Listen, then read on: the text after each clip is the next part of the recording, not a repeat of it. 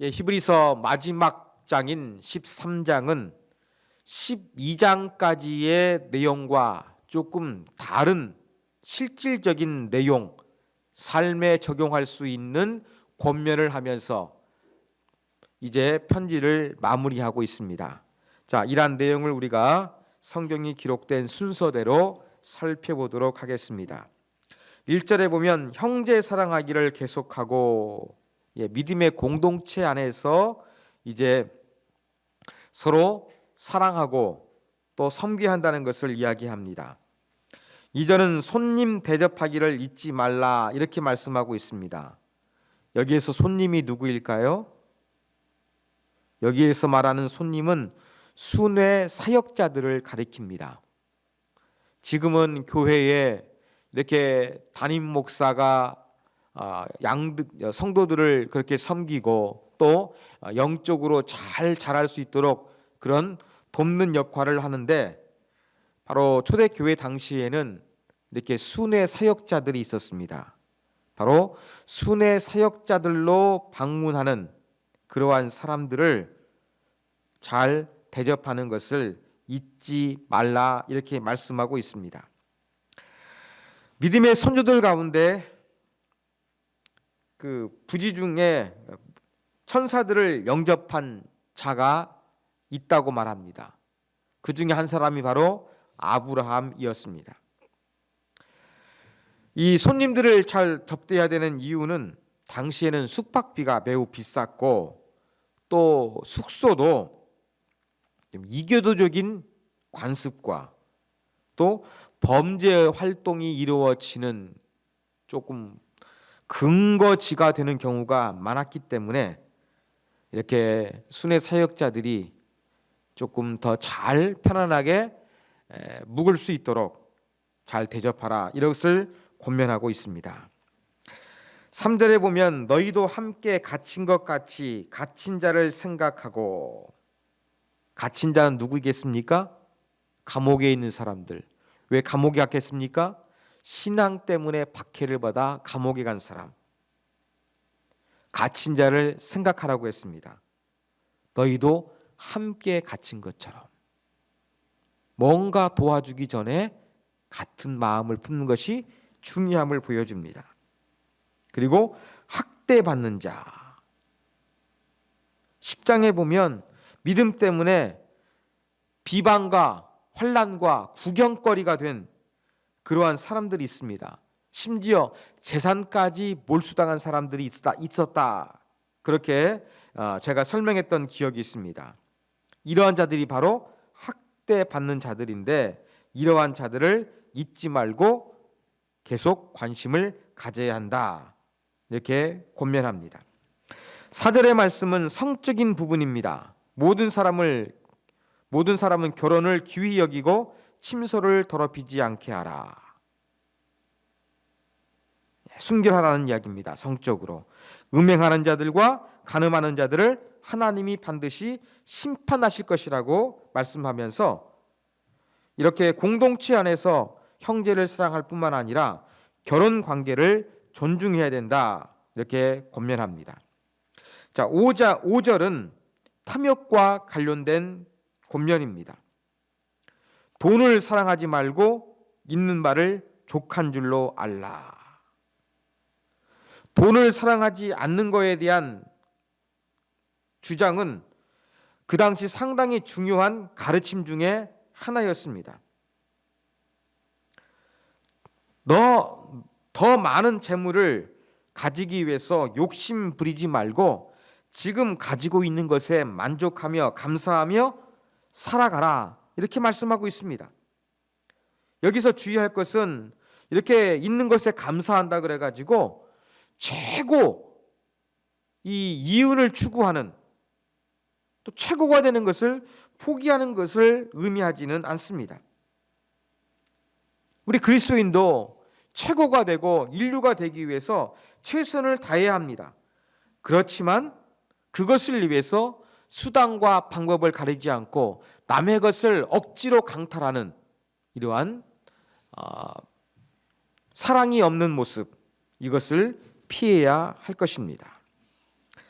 자, 그러면서 돈을 사랑하지 말고 있는 것을 만족하라고 합니다.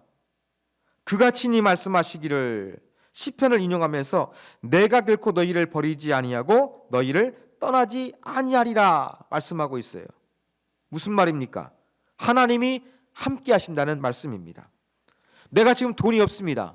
그럼에도 불구하고 만족해야 될 이유가 무엇이냐? 하나님이 나와 함께 하시기 때문입니다. 그러면서 이 시편 기자가 어려운 가운데 하나님의 보호하심을 경험했는데, 이러한 물질로도 우리가 부족한다 할지라도 하나님이 함께 하셔서 우리의 부족한 부분을 채워 주실 것이라는 이야기입니다. 그러니까 6절, 그러므로 우리가 담대히 말하되 주는 나를 돕는 이시니 내가 무서워하지 아니하겠노라. 사람이 내게 어찌하리요. 하나님께서 우리를 도와주시기 때문에, 함께 하시기 때문에 두려움이 사라진다는 것입니다. 또 우리에게 두려움을 주는 사람들이 없을 것이라고 그렇게 권면합니다. 자, 7절부터 19절까지는 이제 신앙 공동체의 참된 모습이 어떠해야 되는가, 이런 부분에 대한 말씀이 이루어지고 있습니다. 여러분, 지금까지는 뭐 형제 사랑, 뭐 좀 핍박받는 사람들, 어려운 사람들, 또 뭐 성적인 생활과 물질 생활, 이런 부분들을 이야기했는데, 이제는 신앙 공동체의 참된 모습이 어때야 되는가, 이 부분을 집중적으로 이제 이야기합니다. 7절을 보면 하나님의 말씀을 너희에게 일러주고 너희를 인도하던 자들을 생각하며, 하나님 말씀을 일러주고 너희를 인도했던 자들을 생각하라고 합니다. 근데 인도하던 이란 이 표현이 그 그리스 원어 시제에 보면은 과거형으로 되어 있어요. 지금 편지를 받고 있는 이 수신자들을 영적으로 지도하는 사람이 아니라는 것입니다. 그리고 그들의 행실의 결말을 주의하여 보고, 행실의 결말 언제 끝납니까? 생을 마감할 때 끝납니다.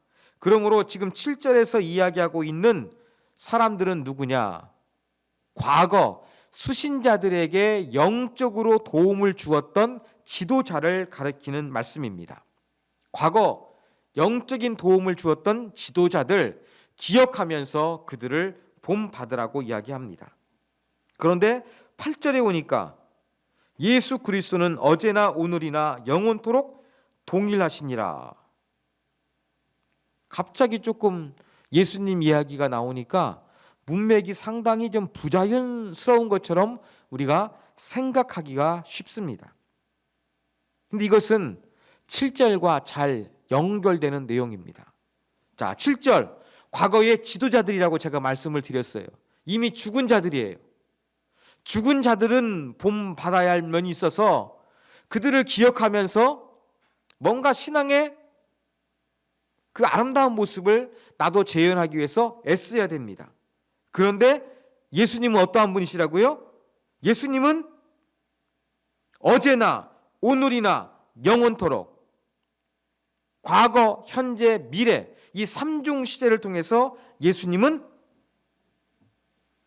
어떠한 상황에서도, 어떠한 환경에서도 변함없이 인도하시고 도와주시는 분이심을 강조하고 있는 구절입니다. 자, 9절에서는 여러 가지 다른 교훈에 이끌리지 말라라고 그랬습니다. 아마 여러 가지 다른 교훈들은 이국적인 색다른 교훈, 즉 정통 신학에서 벗어난 이단이나 이교적인 가르침을 가르치는 것입니다. 그 다음 이어지는 것이 마음은 은혜로서 굳게 함이 아름답고 음식으로서 할 것이 아니니. 여러분, 오늘 예배 드리기 위해서 이 자리에 오셨을 때 식사하셨죠? 식사하는 것이 우리의 마음도 포만감을 주고 안정감을 줍니다. 그런데 마음은 은혜로 굳게 해야 된다, 이렇게 말씀하고 있습니다. 여기서 말하는 음식은 바로 무엇이냐? 여러분, 구약에 기록된 음식에 관한 규례들을 가리키는 말씀입니다. 마음은 은혜로서 굳건해지는 것이지 구약의 음식 규례를 지키면서 마음이 풍성해지고 신앙이 두터워지는 것은 아니다. 이것을 말씀하고 있습니다. 자, 10절. 우리에게 제단이 있는데 제단이 있다고 합니다. 여기에서 말하는 제단은 예수 그리스도의 십자가를 가리킵니다. 자, 우리의 제단은 예수 그리스도의 십자가입니다. 그러면서 장막에서 섬기는 자들은 그 제단에서 먹을 고난이 없다고 합니다. 장막에 서서 섬기는 자들 누굽니까? 아까 음식으로 마음을 청결하게 하려고 했던 사람들, 바로 옛 언약을 붙잡고 살아가는 사람들을 가리키는 표현입니다. 우리에게는 예수 그리스도라는 구원자가 계시는데 구약의 율법을 붙잡고 있는 사람은 그 예수님의 십자가를 통해서 뭔가 먹을 수 있는 자격이 없다. 이렇게 말씀하고 있는 것입니다. 11절. 이는 죄를 위한 짐승의 피는 대제사장이 가지고 성소에 들어가고 육체는 영문 밖에서 불사름이라. 여러분, 이 구절은 대속죄일에 해당되는 그러한 말씀입니다. 원래 제사장들은 제사를 드린 다음에 제물을 먹을 수가 있었습니다. 그런데 대속죄일에는 제사장들도 그것을 먹을 수가 없었습니다. 먹지 못하고 어떻게 했느냐? 이 진영 밖으로 가지고 나가서 모든 것을 불태워 없애야 했습니다. 바로 11절은 이러한 대속죄일에 제사장이 먹을 수 없었던 제물에 대해서 이야기를 합니다. 이 제물을 어디로 가져갔다고요? 영문 밖으로, 진영 밖으로 가져갔다는 것입니다. 그러면서 12절. 예수님께서도 자기 피로써 백성을 거룩하게 하시려고 성문 밖에서 고난을 받으셨느니라. 영문 밖과 성문 밖을 연결시키고 있는 것이지요.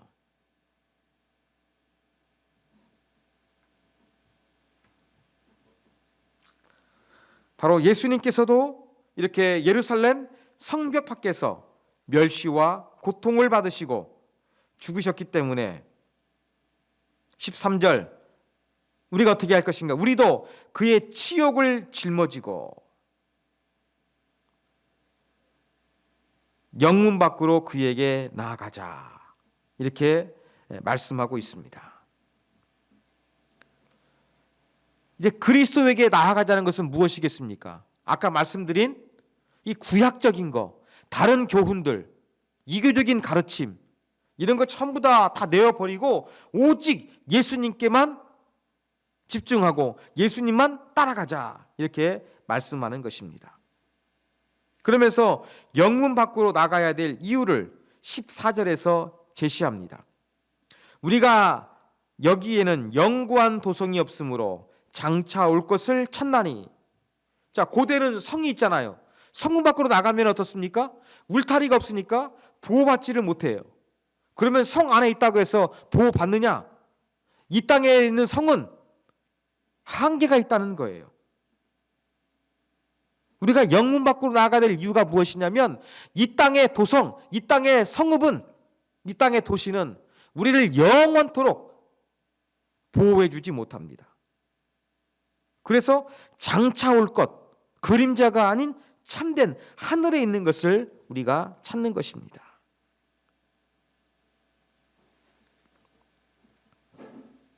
이제 그 영구한 도성을 바라보는 사람은 새로운 차원의 제사를 드려야 됩니다. 쉽게 말해서 예배지요. 자, 15절 보면 그러므로 우리는 예수로 말미암아 항상 찬송의 제사를 하나님께 드리자. 구약 시대는 동물을 잡아 제물로 드렸습니다. 이제 신약 시대를 살고 있는 우리는 찬양의 제사를 드려야 되는 거예요. 그런데 이 찬송의 제사는 무엇 때문에 이루어지는 것입니까? 예수님이 우리를 구원해 주셨기 때문에 구원자 예수 그리스도를 찬양하는 것이 예배입니다.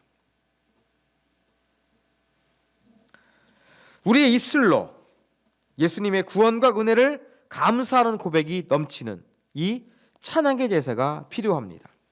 그런데 이 찬양의 제사가 전부가 아닙니다. 16절 오직 선을 행함과 서로 나누어 주기를 잊지 말라. 하나님은 이 같은 제사를 기뻐하시느니라. 선을 행하는 거, 나누어 주는 거 바로 무엇입니까? 공동체 안에서 함께 하는 거예요. 초대교회가 이렇게 참 자기의 재산을 내놓아 가지고 이 지체들의 성도들의 필요를 채워 주었던 것처럼 선을 행하고 나누어 주는 삶의 예배가 있어야 한다는 것입니다. 이렇게 삶이 수반된 제사가 하나님이 기뻐하시는 제사다. 이렇게 말씀합니다. 자, 17절에서는 다시 지도자들에 대한 권면이 이어집니다. 너희를 인도하는 자들에게 순종하고 복종하라 그랬습니다. 7절에서는 인도하던 자들이라 해서 과거형을 썼는데 17절에서는 너희를 인도하고 있는 자들, 현재형을 사용하고 있습니다. 교회 지도자들에게 순종하고 복종하래요. 여기에서 순종이라고 번역된 그리스 원어는 권위 때문에 순종하는 차원을 말하는 것이 아니라 설득력 있는 대화를 통한 순종을 가리킵니다.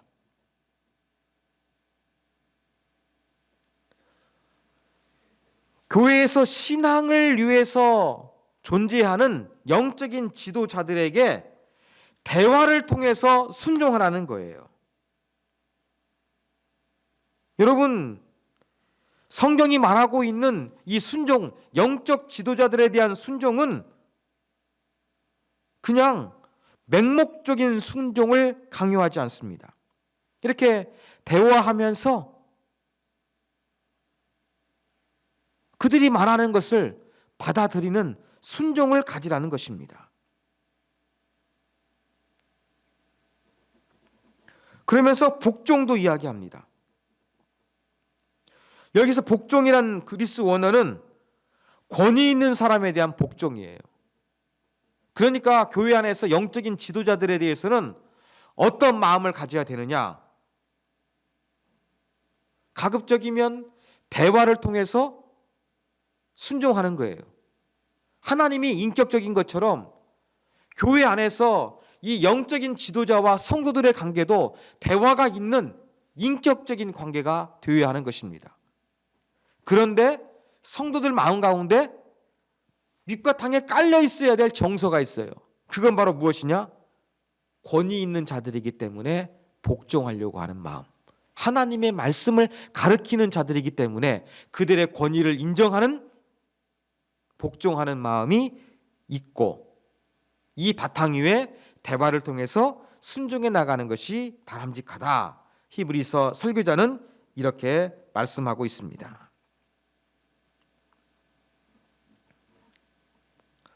자, 그러면서 이제 그들은 교회 영적인 지도자들이겠죠. 너희 영혼을 위하여 경성하기를 늘 깨어 있다는 것입니다. 자기들이 청산할 자인 것 같이 하느니라 말씀하고 있어요. 이 청산하는 거, 기업이 청산해 버리는 거 좀 부정적인 의미가 있는데요. 여기서 청산이라는 것은 바로 무엇이냐면 결산하는 거, 계산하는 거, 보고하는 거예요.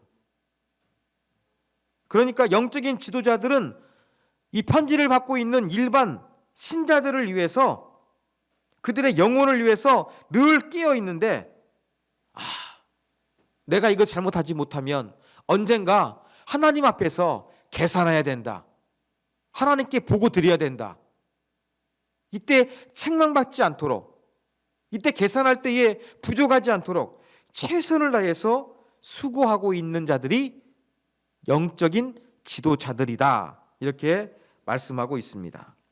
그러면서 그들로 하여금 즐거움으로 이것을 하게 하고 근심으로 하게 하지 말라. 영적인 지도자들이 막 걱정 근심이 많아가지고 이 성도들의 영혼을 위해 돌보는데 집중하지 못하는 일이 발생하지 않도록 하라는 것입니다. 그것이 바로 너희에게 유익이다 말씀합니다. 자, 이제 18절과 19절은 수신자들에게 기도를 부탁하는 내용입니다. 우리를 위해 기도하라고 합니다. 우리가 모든 일에 선하게 행하려 함으로 우리에게 선한 양심이 있는 줄 확신하노니. 왜 선한 양심을 강조하겠습니까? 그 이유는 분명하지 않지만 지금까지 편지를 통해서 좀 설교조라고 제가 말씀을 드렸죠. 히브리서는 설교를 통해서 어떻게 살아야 될 것인가 지금 성도들에게 제시하고 있습니다. 이 제시한 설교의 메시지들이 무엇에 따라 이루어졌느냐? 선한 양심에 따라 이루어진 것이지 자의적인 것이 아니다. 인간적인 것이 아니다. 그렇게 고백하고 있는 것입니다. 그러며 기도 제목, 내가 더 속히 너희에게 돌아가기를 위하여 너희가 기도하기를 더욱 원하노라. 여러분, 히브리서 이 편지, 설교 편지를 보내는 사람이 너희에게 돌아간다고 표현하고 있어요. 그러면 이 지금 히브리서 편지를 보내는 사람도 수신자들과 같이 한 지역 교회를 섬겼던 사람으로 보입니다. 그런데 제가 말씀드렸던 것처럼 당시에 영적인 지도자들이 많이 없었습니다. 그래서 이곳저곳을 다녔던 순회 사역자들, 이러한 사람들이 많았는데 히브리서 편지를 보내는 이 설교자도 순회 사역을 했던 것으로 보입니다. 이 순회 사역을 마치고 내가 너희들 가운데 속히 되돌아갈 수 있도록 기도해 주십시오. 이걸 요청하는 것입니다. 자, 20절에서 25절까지는 이제 편지를 마무리하는 인사와 축도로 기록되어져 있습니다. 히브리서는 설교적인 논조라고 그랬는데 또 맨 마지막 부분 보면 또 편지의 특징, 서신서로 분류할 수 있는 그러한 특징들을 보여주고 있습니다. 자, 20절, 21절은 수신자들을 위해서 기도하는 내용입니다. 양들의 큰 목자이신 우리 주 예수를 영원한 언약의 피로 죽은 자 가운데서 이끌어내신 평강의 하나님이, 좀 특이하죠? 평화의 하나님을 강조하고 있습니다. 자, 평화의 하나님이 예수님을 죽은 자 가운데서 이끌어내셨다는 거예요. 그런데 그 하나님께서 21절에 보니까 모든 선한 일에 너희를 온전하게 하사 자기 뜻을 행하게 하시고 그 앞에 즐거운 것을 예수 그리스도로 말미암아 우리 가운데서 이루시기를 원하노라. 예수님이 십자가에 죽으셨다가 다시 이끌어내신 거, 부활시키신 거 하나님이 하셨다는 거예요. 그 하나님께서 예수님을 다시 살리셨던 것처럼 이제 그 하나님께서 21절 선한 일을 하고 하나님의 뜻을 온전히 행할 수 있도록 수신자들에게 하나님의 영광이 머물기를 소원하는 그러한 내용의 메시지를 기록하고 있습니다. 자, 22절부터 24절까지는 1인칭 주어 내가를 사용합니다. 그래서 히브리서 편지를 보내는 설교자가 조금 개인적인 것을 이야기합니다. 먼저 이야기하는 게 무엇입니까? 내가 너희를 권하노니 권면의 말을 용납하라. 지금까지 말한 설교에 대한 부분들을 어때요? 용납하라. 열린 마음으로 받아들이기 위해서 주의를 기울이라. 이러한 뜻입니다. 그 다음에 이제 간단하게 썼다. 23절에 보면 디모데를 이야기합니다. 여러분, 바울의 영적인 아들이라고 할 수 있는 디모데 전후서를 썼던 디모데와 동일 인물로 보입니다. 이 디모데가 지금 신앙 때문에 감옥에 갇혔다가 석방되었다는 소식을 전하면서 디모데가 설교자에게로 오면은 이제 다시 이 편지를 받고 있는 공동체를 방문할 것이라고 이야기를 합니다. 자, 인사말 하지요. 24절. 너희를 인도하는 자들과 모든 성도들에게 문안하라. 이탈리아입니다. 이탈리아에서 온 자들도 너희에게 문안하느니라.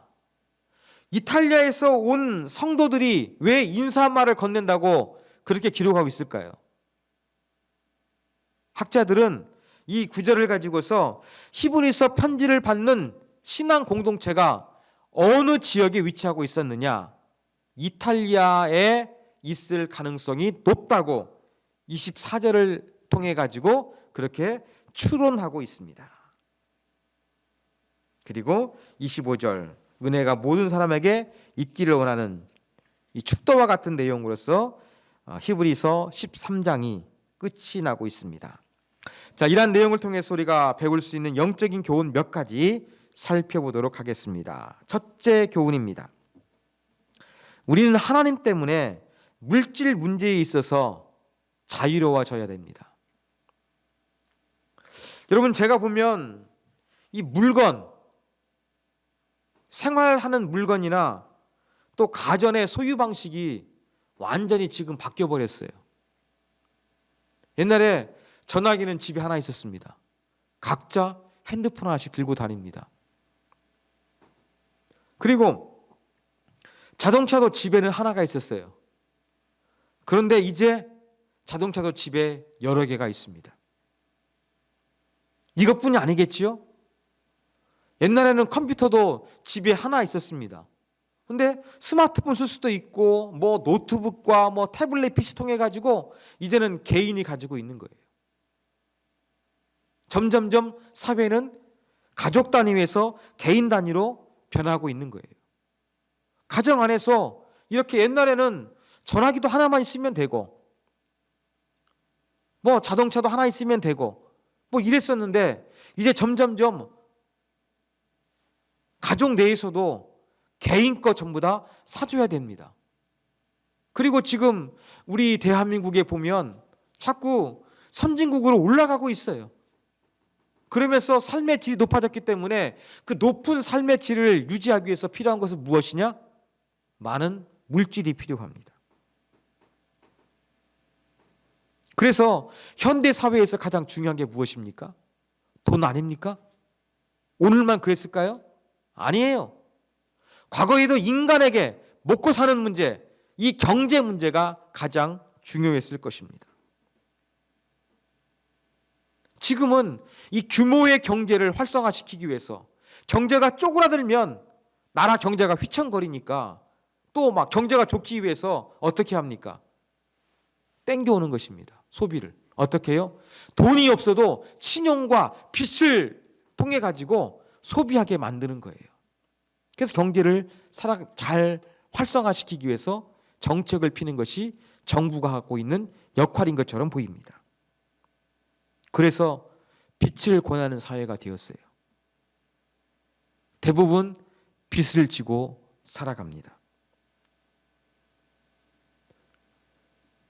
집안에 필요한 물건도 살 게 많고 빚도 있어요.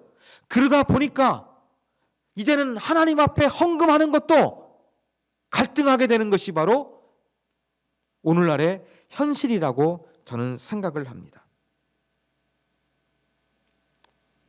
돈이 필요합니다. 빚 때문에 부담스럽습니다. 하나님 앞에 제대로 헌금하지 못해서 죄송합니다. 이렇게 물질로부터 여러 고통을 당할 때 우리는 어떠한 자세를 취해야 되겠습니까? 바로 5절에 있는 말씀을 기억하시면 됩니다. 여러분, 돈을 사랑하지 말고 있는 바를 족한 줄로 알라. 여러분, 부족한 거에 대해서 감사하십시오. 왜요? 그 5절의 하반절이 중요합니다. 하나님이 버리지도 않고 떠나지도 않고 함께 하신다고 말씀하셨기 때문입니다.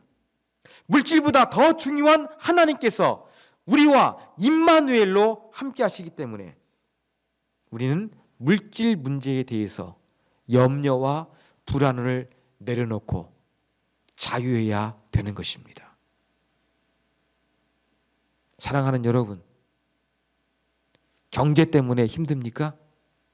하나님이 나와 함께 하시기 때문에 때를 따라 돕는 은혜로 나를 채우시고 먹이시고 입혀주실 것을 확신하기 때문에 여러분, 이러한 물질 문제의 불안과 염려로부터 자유하시기를 간절히 소원합니다. 두 번째 교훈입니다. 오늘 말씀을 통해서 교회 안에서 목회자와 성도들의 관계가 어떠해야 되는지 우리는 가슴에 새겨야 됩니다. 저는 설교를 준비하다가 제가 첫 전임이 돼가지고 목회했던 교회의 분위기를 잊을 수 없습니다. 저는 그때 행정으로 교회 일을 했는데 그 컴퓨터가 또 목양실에 있었습니다. 그리고 목양실에는 장로님들이나 회의할 수 있는 의자들이 많이 있습니다. 하다 보면은 문서 때문에 주일날도 제가 가끔 그렇게 좀 당회실이라고 할까요?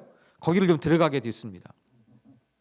그런데 그럴 때만 느끼는 것은요, 목사님 예배 인도하시고 설교해야 되는데 이 장로님들하고 그 좀 날카로운 말 때문에 제가 보면서 막 울컥울컥 했던 적이 있습니다.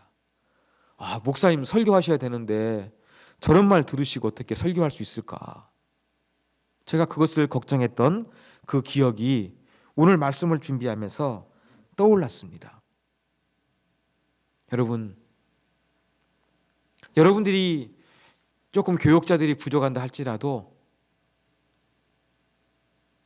하나님의 말씀을 가지고 사역하는 그러한 직임을 받았기 때문에, 직분을 받았기 때문에 여러분, 권위 있는 자처럼 존중해 주십시오.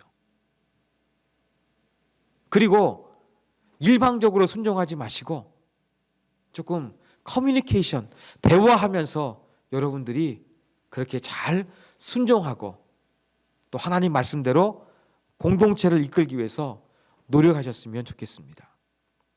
성도들은 영적인 지도자들에 대해서 자꾸 대화하면서 그 말 가운데 주어진 것을 순종하려는 마음을 갖는 것이 정말로 중요합니다.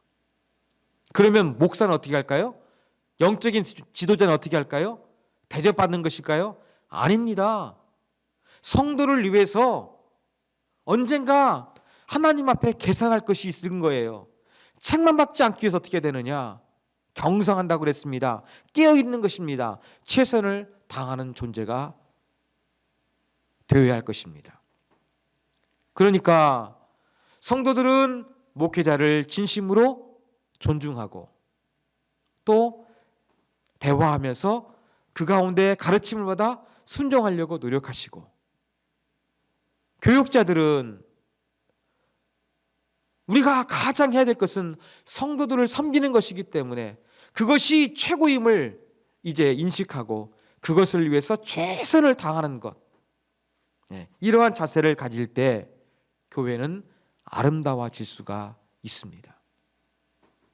많은 교회에서, 특별히 교회가 부흥하기 힘든 이 오늘날의 현실 속에서 목회자와 성도들이 갈등하기가 쉬운데, 오늘 히브리서의 말씀을 기억하면서 성도들은 목회자를 존중하고 목회자들은 성도를 위해서 최선을 다하는 아름다운 관계를 형성해야 할 것입니다. 마지막 세 번째 교훈입니다. 세 번째 교훈은 참된 예배자로 사는 모습이 무엇인지 우리는 배워야 합니다. 자, 15절에 보면 구약시대에는 동물을 제물로 드렸지만 이제 우리가 하나님 앞에 제사를 드리는 것은 무엇이라고 말씀하느냐면 찬송의 제사라 그랬습니다. 그런데 예수로 말미암아 항상 찬송의 제사를 드리자는 거예요. 그러니까 찬양하는데, 하나님을 찬양하는데 왜 찬양하느냐? 예수님의 십자가의 구원의 은혜 때문에 찬양하는 겁니다. 여러분, 예배의 초점은 찬양과 말씀을 통해서 여러분들이 위로받고 힘을 얻는 것도 분명히 있습니다. 세상에서 힘들고 믿음으로 살아야 되기 때문에 예배를 통해서 은혜를 충만히 채워야 하는 것은 당연합니다. 또 이렇게 표현하는 것도 지극히 자연스럽습니다. 그렇지만 진정한 예배의 초점은 이 예배를 통해서 내가 말씀과 신앙으로 위로받고 힘을 얻는 데 있는 것이 아니라 뭐에 있는 거예요? 우리의 구원자 예수 그리스도를 찬양하는 데 있다는 것입니다. 가장 예배의 핵심은 예수님을 통해서 우리를 구원해 주신 하나님을 찬양하고 높이는 것입니다. 이게 바로 예배의 본질입니다. 바로 히브리서는 이러한 예배의 본질이 무엇인지 가르쳐주고 있습니다. 그런데 이 예배는 축도 마치고 집으로 돌아가서 끝나는 것이 아닙니다. 삶에서도 예배를 해야 합니다. 특별히 여러분 16절에 기록되어 있는 것처럼 선을 행함과 서로 나누어 주기를 잊지 말라 그랬습니다. 이것도 뭡니까? 하나님께 드릴 제사라는 이야기입니다. 보십시오. 16절 끝부분, 하나님은 이 같은 제사를 기뻐하시느냐? 하나님은 찬송에만 기뻐하는 것이 아니라 선을 행하고 서로 나누어 주는 것을 기뻐하신다고, 이것이 우리가 드려야 될 제사, 예배라고 말씀하고 있는 거예요. 하나님이 기뻐하시는 제사는 바로 무엇입니까? 다른 사람을 향해 섬기는 데 초점을 맞추고 있다는 것입니다.